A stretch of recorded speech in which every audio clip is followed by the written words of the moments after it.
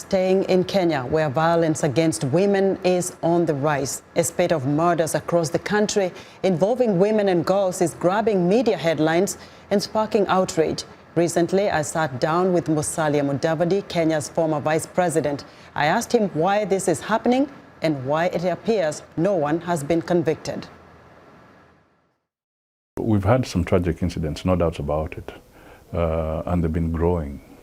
And in my view, this means that there's a lot of tension in society in Nairobi, aspects that are arising out of either depression or a lot of stress.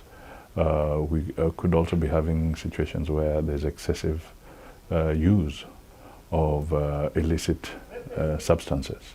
And these are beginning to manifest themselves in increased violence against women. In terms of the justice process, I do agree with you. Sometimes investigation takes too long. Perhaps also there could be some cultural issues and people trying to conceal information. Maybe even elements within the investigative bodies may take some sympathetic role. And sometimes you can't rule out just sheer corruption of the institutions that are supposed to deal with such crimes. So it is a serious issue. We need to speak more openly about it.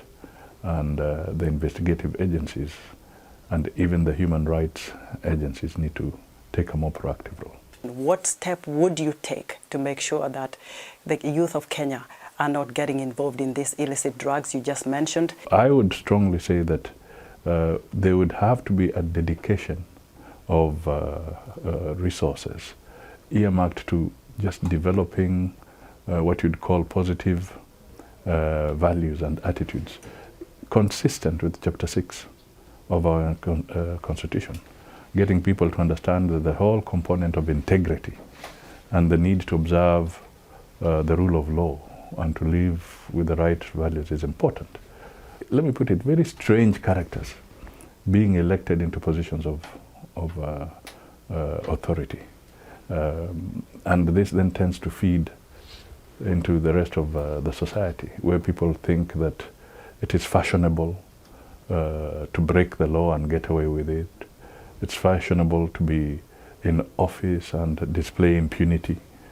These are things we must eliminate. I just returned from Kenya. I was there for 5 weeks and I traversed the country and I saw a level of poverty that I have never seen before. What is your take on that? Why are politicians not addressing the issues that concern the people? The government in place should not try and pass the buck on this one because corruption is a big problem.